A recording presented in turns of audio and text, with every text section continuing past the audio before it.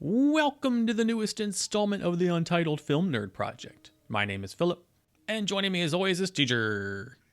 Hello. And today we're going to talk about Nightmare Cinema. Before we get into it, spoiler warning now. If you want to avoid spoilers, skip ahead to the time code you see on the screen. Alright, so Nightmare Cinema is an anthology series, and admittedly I'm a sucker for those, as you know. As am I. Right. Also, every single short begins with the main characters walking into the theater. The theater is a literal nightmare cinema. And then it continues with them stumbling upon it or possibly being beckoned by it. And that's how the thread is woven. Just for the audience at home that hasn't seen it. So I figure let's just go over each one and discuss them one at a time. I think that'd be easiest. Yeah. So let's start with The Projectionist. The Projectionist is the overall narrative that holds the stories together. I personally thought it was very underwhelming as a whole. Mickey Rourke plays the Projectionist, and I wasn't a fan of his acting in this. No, I'm kind of wondering if he's just become one of those actors that is so eccentric, they just now tell him to be himself. Maybe, yeah, because typically he's very hit or miss with me. Like, he's done great work in horror. Like, anyone that hasn't seen it, go watch Angel Heart. That's amazing. But it kind of felt like he was half-assing it. Yeah. Like, his performance was just weird, especially since he was an executive producer. So I think had you had Robert Englund in this role, it would have fit the over-the-top vibe much better.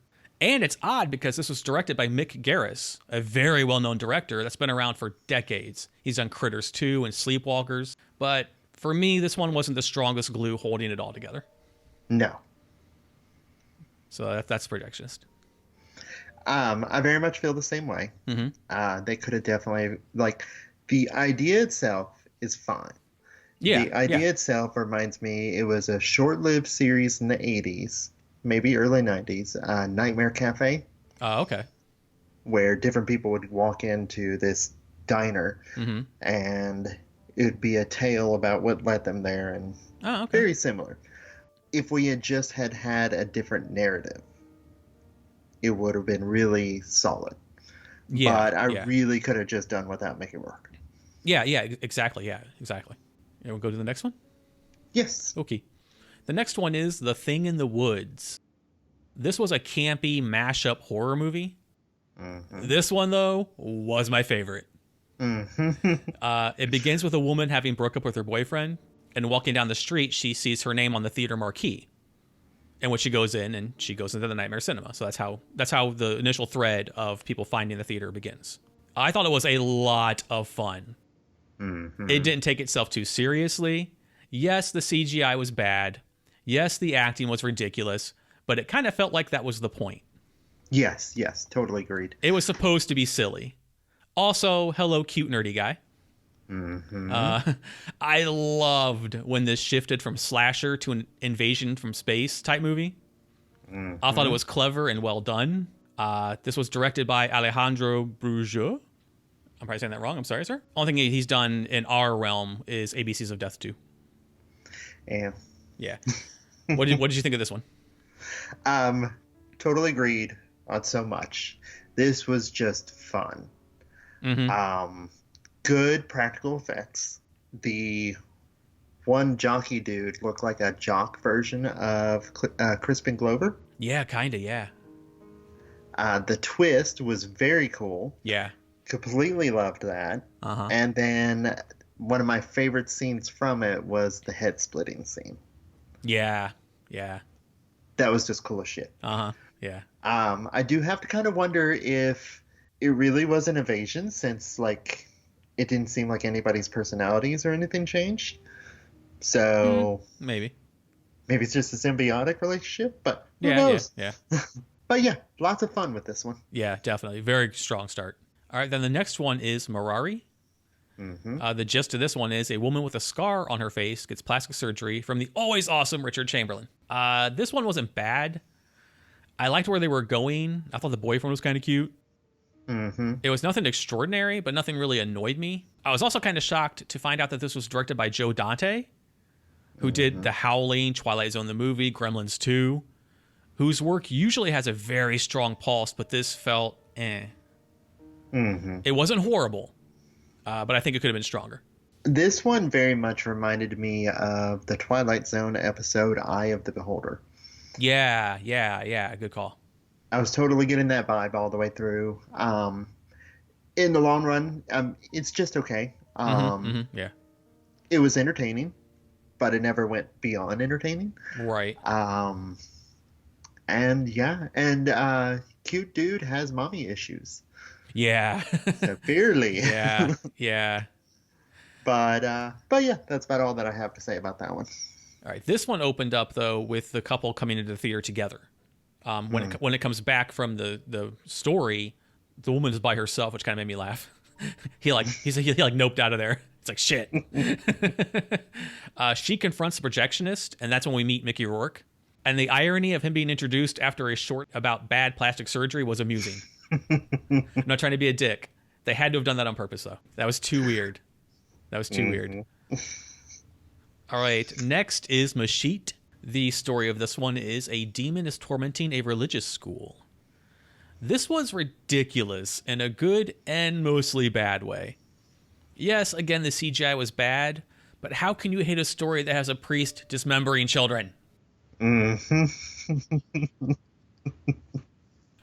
I laughed and clapped at that scene. It was so over the top and fantastic. Yep. 5 minutes in, I wrote, already better than The Nun. And the look on the father's face when he's shown back in the theater made me laugh out loud, too. It was great. But if not for that awesome, ridiculous scene, this wouldn't have been very good. The plot felt rushed. The directing choices were a bit odd, which is disappointing coming from Ryuhei Kitamura, who brought us the amazing movie Versus, which anyone out there who hasn't seen it, check that out. It's from early 2000s, like maybe 2000. Great movie. And he also did The Midnight Meat Train. Yeah. Side note, I need a Jesus statue that holds my swords. Because that was badass. That Catholic Church had far too many bladed weapons than necessary. Yeah, it was weird. It wasn't very good. And then like the end of this one was the father comes back to the theater and then gets killed by Mickey Rourke, I think. Yeah. What'd you think of this one? So totally agree on most of this. It was good, bloody fun. And it was definitely the most metal out of all the stories. Oh, yeah. Love the music. Agreed. Definitely my favorite score in all 5 tales. And the other thing that the lighting I liked, and that giant bloody face, or it wasn't bloody, it was made out of candle wax. Yeah. That was really cool. But aside from the massacre in the with all the kids, if you took that out, this would fall flat. Exactly. Completely. Yep. Completely agree. Yep. So you won my love. Yeah. With lots of flying body parts. Yeah. But that's all they had going for you. Yep. So. Yep. 100% agree. Next up is This Way to Egress. The gist of this one is Shirley Crane from The Haunting of Hill House is possibly going insane. This was my second favorite. It's like 1A and 1B. I loved the way it was shot. It's in black and white, which I usually hate, but it was used to perfection here. The contrast of dirt and grime and the interesting body horror effects, like with the receptionist and her face getting worse and worse. Out of all of them, this was the one that I would like to see adapted into a full-length movie, because there's a lot of potential here. Sadly, it's not my top favorite because it just felt too little in what it could have been.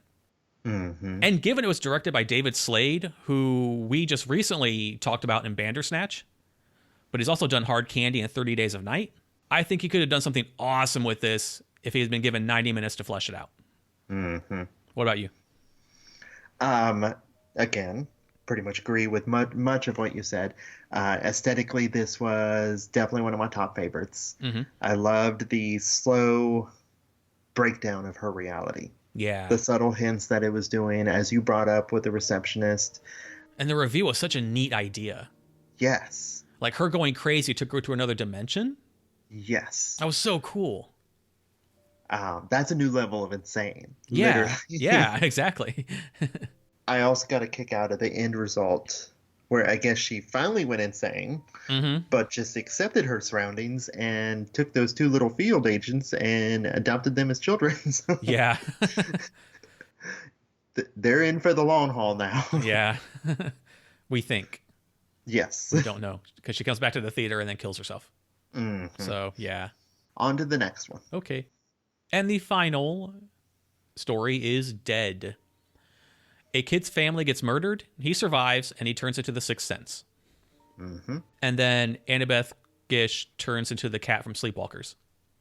Which makes sense, since this was also directed by Mick Garris. We've seen this one before. I mean, technically we've seen most of these before, but this one felt the most copy and paste. It didn't bug me, and I didn't hate it, but it's not the one I would have ended the movie on. The acting was passable. I thought the main kid did fine. Overall, I thought the entire short was fine, but just unremarkable. What about you? Pretty much the same. I think the kid was definitely the strongest suit out of the entire thing. The mom from Malcolm in the Middle does not age, so kudos to her. No shit. Yeah, we also saw her in Before I Wake. Yeah, and she looks just the same. Yeah, she does. Yeah, she does. But, I mean, I guess the only other thing I have to add to this one, because there's not much to go on, is just that it definitely ended in a mean-spirited way. Yeah, that's true. Yeah. Dick Ghost. Yeah. But poor kid. But yeah, that's about all that I have to say about that one. All right. Overall, I will say the constant positive for the entire film was the score. You brought it up earlier for Mashite. I liked almost all the score for each one. Like, it was almost always on point. The Thing in the Woods and This Way to Egress were clearly my favorites because they felt different.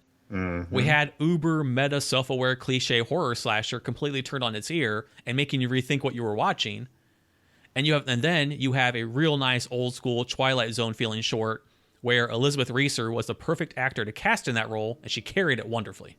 Dead and Murari felt like a retread. Mashite was also way too familiar, and I thought it was mostly awful except for that awesome 5 minutes. So yeah, if not for that part, it would have been the worst one to me. The Projectionist was okay, but it's the bit of the story where the writing could use the most tweaking, like we were talking earlier. It almost felt like the parts of the Projectionist were improv when they shouldn't have been. Like, they weren't, but it came off that way. Yeah. And as we both agreed, we wouldn't have cast Mickey Rourke. The ones I didn't care for kind of suffered from the same constant negatives and poor storytelling, poor pacing, could have been better dialogue, or some combination of all of that. With some tweaking, there's gold here. Except for the first one, that's perfect as is. Those are my overall thoughts on it. How about you? I pretty much agree with most of that. This, overall, I loved. It was extremely entertaining. And at the end of the day, it was like I was watching a best of top 5 episodes of Tales from the Crypt. Yeah, definitely. Which is kind of the point. Yeah, yep. Most anthologies, there's generally at least one or two that I absolutely hate. Why this one did have some weak ones, I didn't hate them. Yeah, true. Yeah, I agree with that. So good job to them. All right, so all things considered, would you recommend it? Totally. Me too. So especially if you like horror anthology, check it out. It's not as strong as others, but it's better than some. So definitely worth a watch. Anything else you would like to add? No, I think that's about it. Alrighty. Well, that wraps up this episode. Thank you for listening. If you like the video, please hit the like button, share it with your friends or cool people who might dig the Vizcast. Please subscribe to the channel to stay up to date on the newest content.